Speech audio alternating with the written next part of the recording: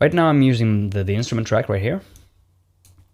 And if I press record enable right here, and up here you see record, you can press record, and now it's starting to record. So if I play it on my MIDI keyboard,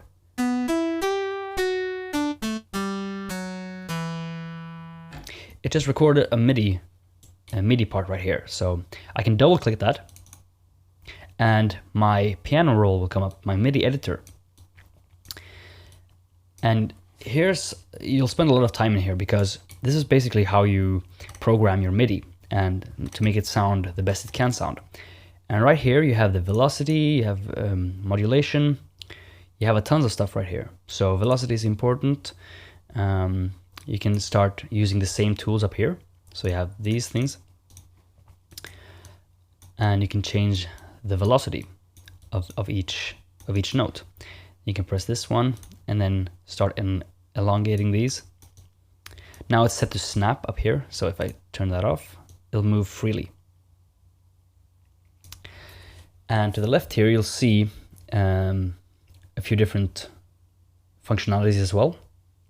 And what I use the most is quantize.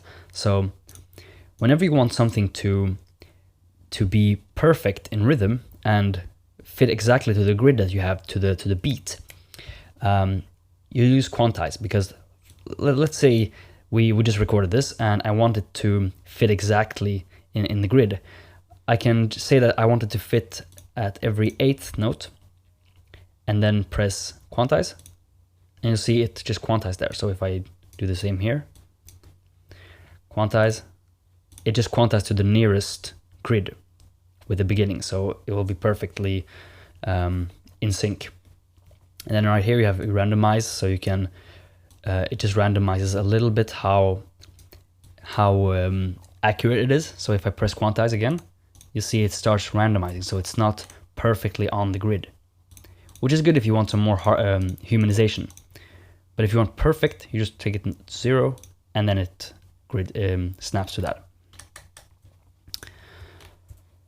So something else that you have is that you'll use a lot is modulation, but we'll talk about that in a bit. And then if we go back here and play, and if you want to see your entire project, let's say you have a lot of tracks right now, and you want to see the mix console. So you go up to, let's see how you find that. So here, devices, mix console, or just F3 on the Mac. If I press F3 right now, then this comes up, and this is your entire mix console. These are all your tracks. They will line up here, and you can change the volumes, the panning. You can mute them, solo, and you have your inserts right there, so you can choose which inserts you want. An EQ right here, so I typically don't use this because I want to use more,